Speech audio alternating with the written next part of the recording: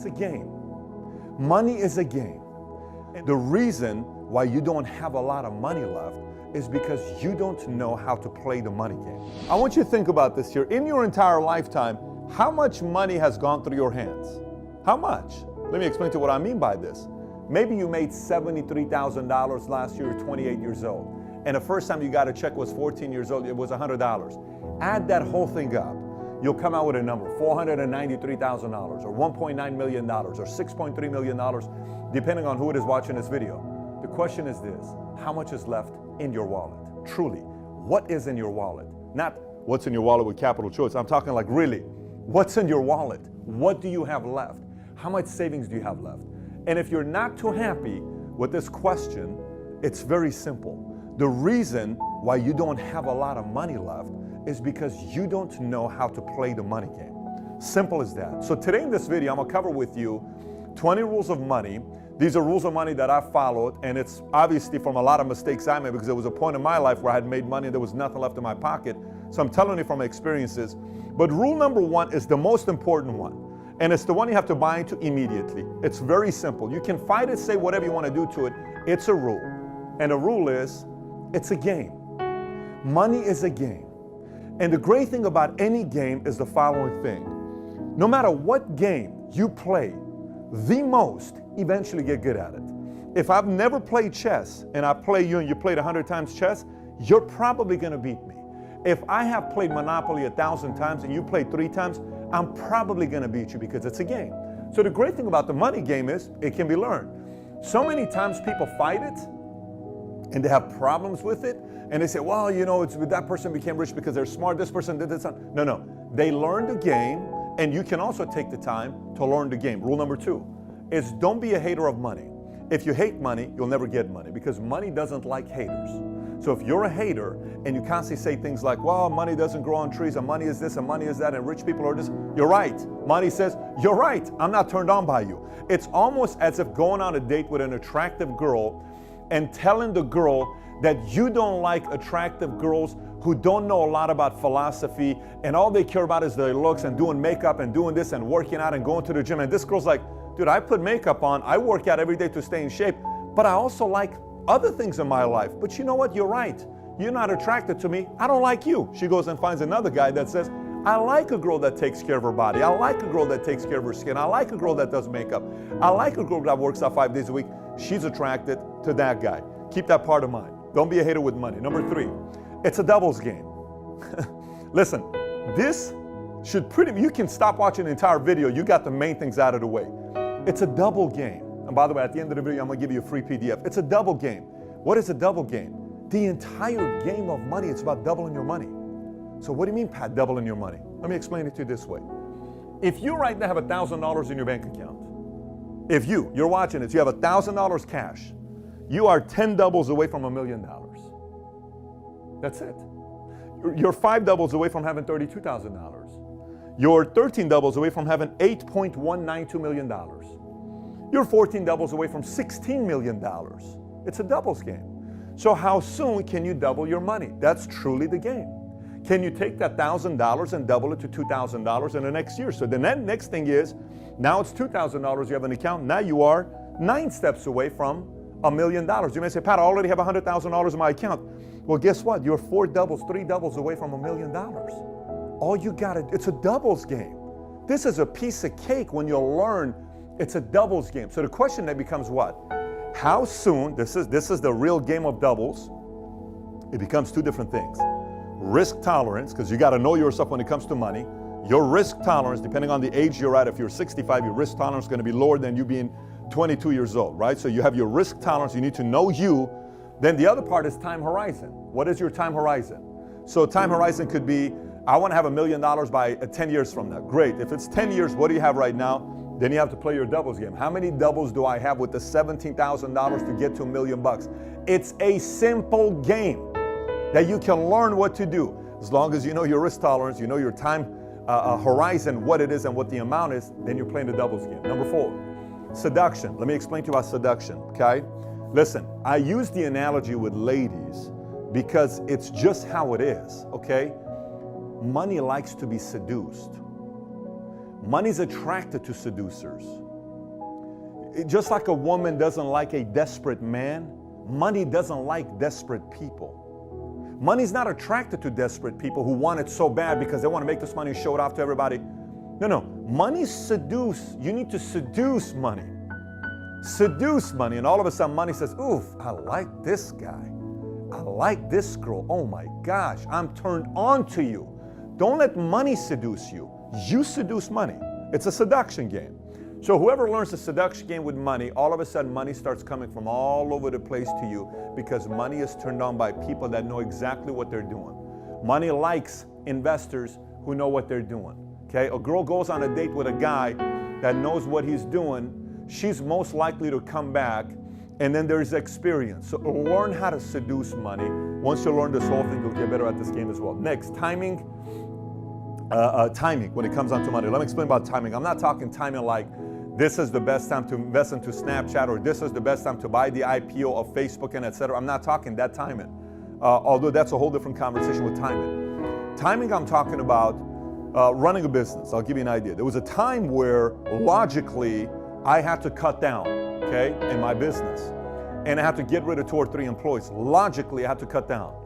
But I knew what I was getting ready to do, and I had access to all the information. I decided to double down, and that helped expand the business to new area, new territories. So, and then the other part is cutting down expenses, is you knowing maybe numbers are looking very good, but there's an area that needs to be cut down that no one else knows about the information. You need to cut down because you have access to all the information. So there's got to be a part where you need to know, and that this is a thing that we can't teach you. This is not something I can teach you about. But this is going to be a part of it that you're going to learn from experience with timing. Timing with when you buy, timing on when you invest, timing on when you stay light, timing on when you stay liquid, timing on when you go. There's a timing aspect to all those decisions you'll make. Number 6, boredom. Let me explain what boredom means. Money needs to be moved, okay? Again, if a girl is bored with you, she leaves you because you're too boring.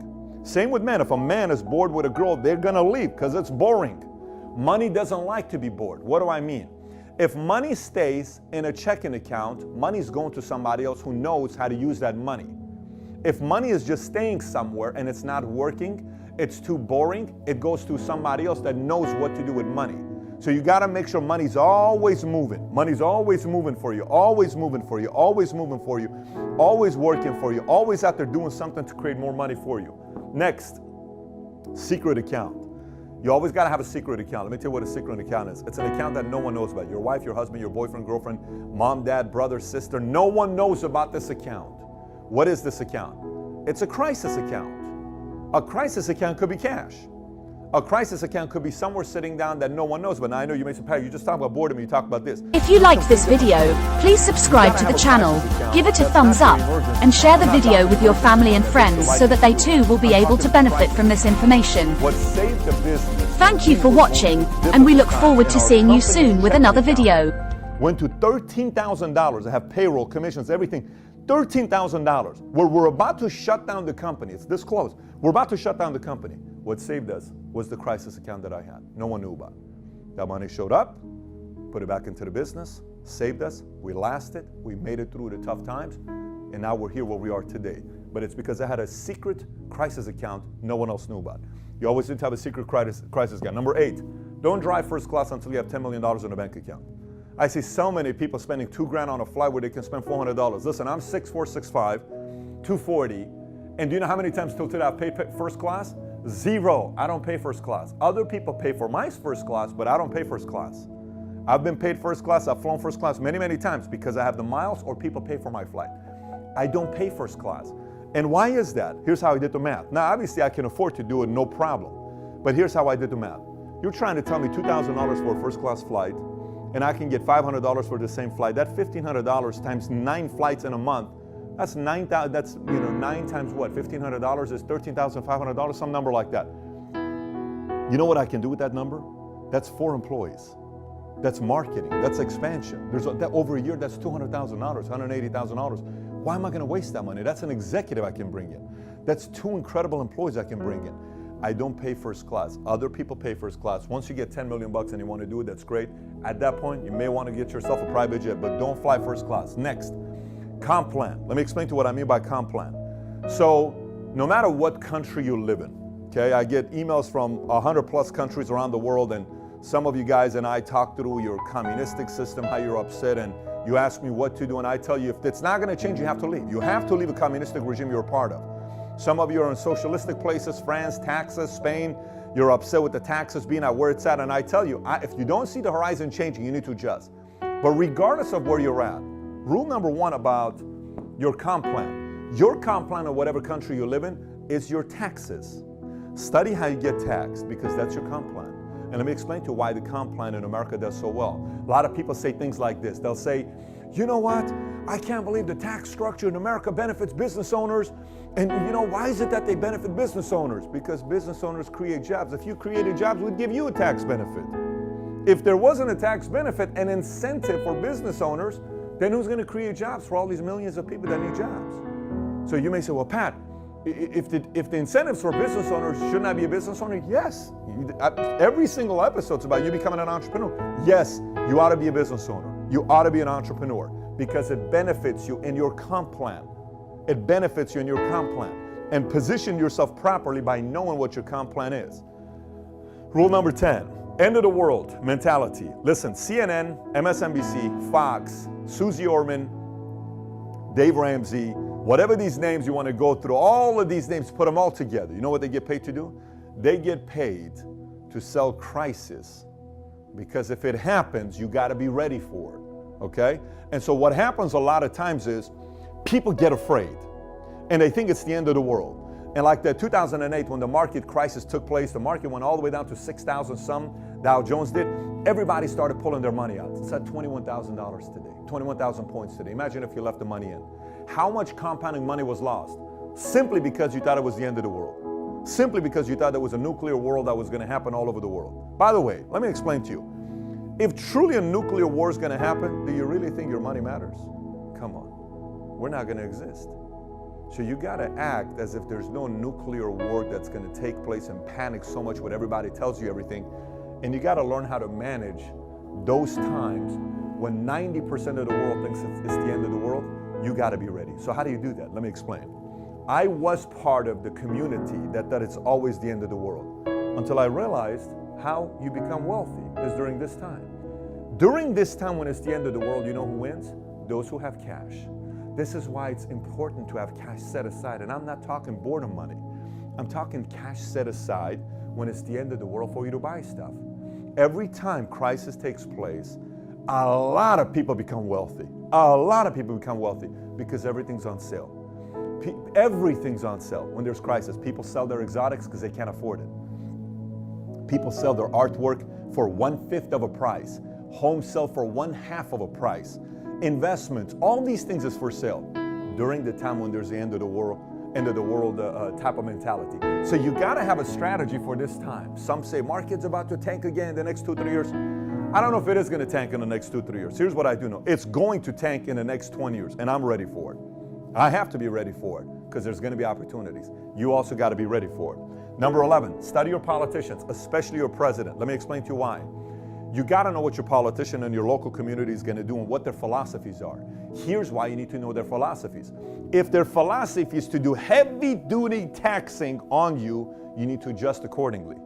If their philosophy is to cut down taxes, you need to adjust accordingly. People ask me, Pat, what am I going to do with Trump? Start a business. Taxes are being cut. Go make your millions of dollars the next 4 years.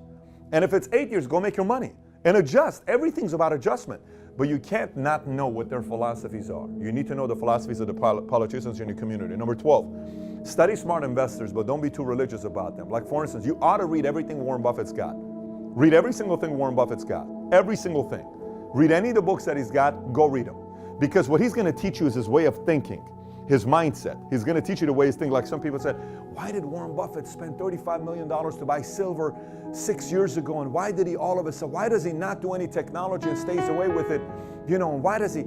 These are philosophies. The thing that you got to respect about Warren Buffett, when he says, I don't do technology, he didn't do technology. So he stuck to a philosophy long enough until it worked. Study smart investors. Number 13, play your game. Don't compare. Let me explain. This is extremely problematic to a lot of people because let's just say on this doubles game, you're here. And let's just say your cousin is here. Why are you comparing yourself to him? You need to play your doubles game. Let's say you're here. Let's say your best friend is here. It's not the same game. He's 4 doubles ahead of you. It's not the same game. You just got to make sure you play your game. You can't say, I'm going to play my game at the level of what the other guy's at, because when you do it that way, you make reckless decisions and you lose a double. You don't want to lose doubles. You want to gain doubles. I don't know, I hope I'm making sense to you. You don't want to go backwards, and anytime you focus on this guy, you sometimes go backwards. Focus on your game, focus on your strategies, focus on your time horizon, focus on your risk tolerance, and play according to that game. Your vision may not be to be a billionaire. Your vision may not be to go out there and do something very big. Your vision may not be to be a person that's got 150 million bucks. Your vision may not be to be a decamillionaire. Your vision may be, I want to one day have $2 million. That's all good. Play to that game and put a plan next to it. Play to that game, but don't constantly compare yourself to other people. Okay, next, index. A lot of people say, well, as long as you beat the index. Okay, as long as you beat the index. I am more concerned of beating my goals than I am about beating the index. I'm not worried about beating the index. I'm worried about beating my goals. What is my goal? What is the deadline? I want to beat that number because it's mine. That's what I'm committed to. What is my deadline? I'm committed to this. I'm not committed to the index. I'm committed to this. Maybe I need to do a lot more than what the index is doing, because this is why I'm in business. In business, I can control the amount of growth I'm going to have on my income. I can't control if I'm studying just the index and the index is going 11.9%. I beat it 2.3%, but that's going to take me a long time for me to get over here. No. Play your game, beat your goals instead of trying to beat the index only. 15, befriend moneymakers. I'll tell you why befriend moneymakers that you trust. If you're around other people that know how to make money, you're going to make money. It's just kind of how things work out. If you're around people that know how to make money, you're generally going to make money. If you're around people that don't even know how to make money or don't even make a lot of money, you're not going to make a lot of money. You know, so know who you're going into business with, know who you're doing things with. Sometimes things seem too sweet or sexy and all this stuff, but you don't know the person. I don't touch any of that stuff. It's important for me to know who I'm going to be doing business with. I hire very slowly, very slow. I fire very fast. The moment I'm done with somebody, boom, gone. 4 people we employ, fire in a day, no problem. I can't do this. The tolerance is not in the right place. We can't do this. We need to move on. But I hire slowly, especially the higher up it is. The more I travel with the person to get to know. Same exact thing when it comes down to here. Whoever you're going to do business with, befriend them. Travel with them. If somebody's extremely wealthy, go to dinner with them. Get to know their wives. See how they're around their kids. Kind of see their standards of living. See their discipline. See their behavior. And then say, I like this person. I like what their friends say about him. I like how his cousin talks. I like how this is a person I can do money and business with. Number 16. Diversification is for absolute sissies, okay? So if you're a sissy and your risk tolerance is very low, it's okay. It's okay to be a sissy. A lot of people are sissies. But if you truly want to create wealth and you're wondering why in your lifetime you've worked for 17 years and you don't have a single penny and you've made $617,000, yet you only have $6,000 to show for it, there's a problem there. There's a problem there. What is the problem? Diversification is a great concept to sell for these expert financial advisors that are playing every single thing safe and all these other things. Yes. Now, for those of you that are watching this and you're 73 years old, diversification may be good for you if you already have hit your goal of $6 million and you're where you're at. You're 62 years old. I respect the fact that you've already hit your numbers. That's solid. Risk tolerance lower, time horizon lower. Okay, you're playing a different game. I'm talking mainly for the people that are in the offensive mode of their lives, that you're trying to get here. Maybe you're around this market. I'm not talking to the people that are here. I'm talking to the people that are here. You're trying to get your doubles to go quickly, faster. If you just rely on diversification, 20, 30, 40 years, well, then you just got to know that it's going to take 40 years. It's going to take 30 years. Maybe. That's if everything goes the way it's supposed to be going. So I don't recommend just relying on diversification to take you to where you want to get to. 17. The game is about leverage. Everything is leverage. Now, let me explain what leverage means. I'm not saying leverage going to debt with everything. I'm not talking leverage like that. I'm talking leverage, period. What could leverage be? Leverage your business. How can you grow your business if you're running a business? How can you leverage to have more support? How can you leverage to sell more? How can you leverage to expand more? How can you leverage to increase the value of your business more? How can you leverage to market yourself more? How can you leverage to get to the customer faster? How can you leverage to increase the speed of growth of your business? How can you leverage to get certain things going? How can you leverage?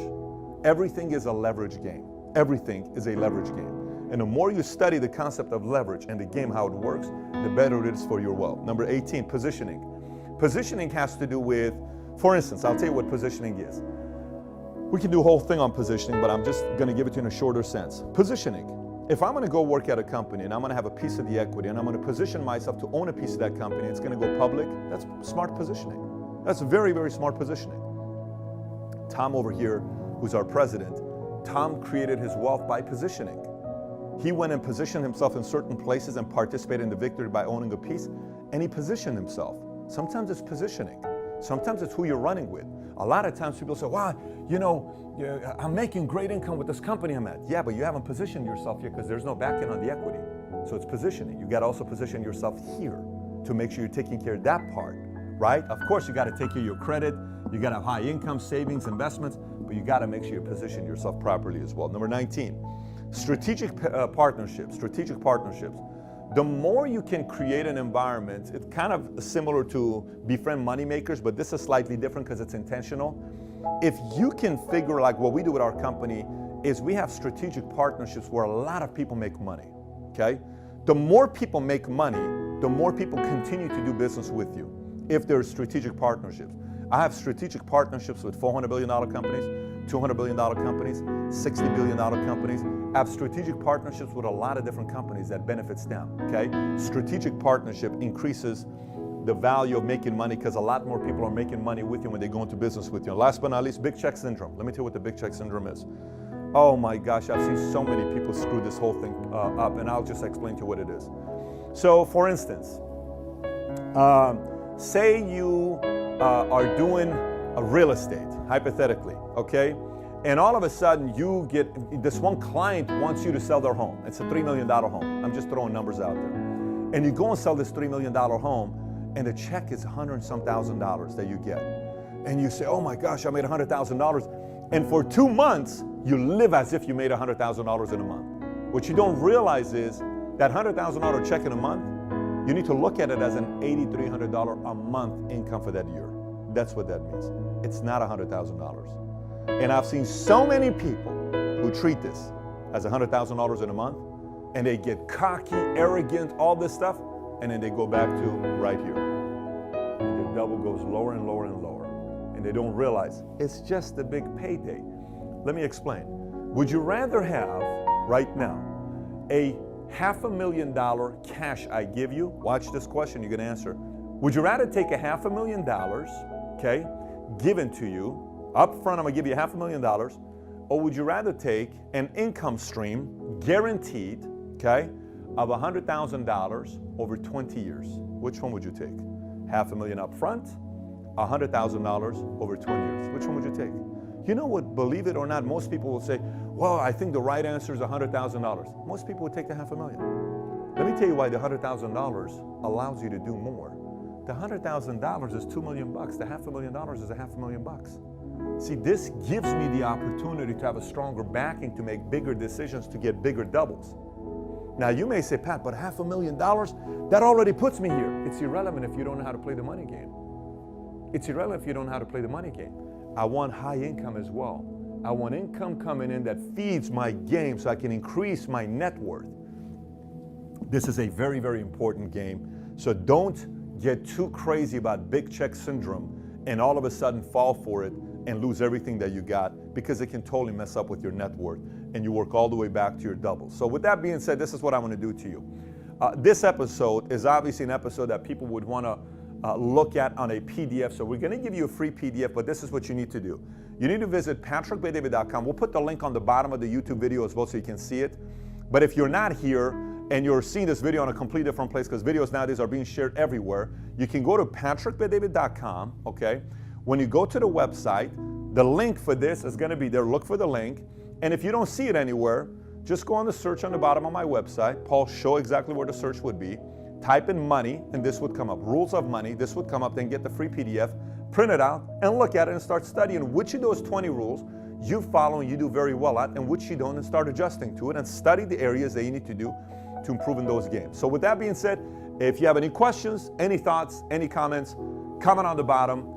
And thanks for watching, everybody. Take care. Like this video, please subscribe to the channel, give it a thumbs up, and share the video with your family and friends so that they too will be able to benefit from this information. Thank you for watching, and we look forward to seeing you soon with another video.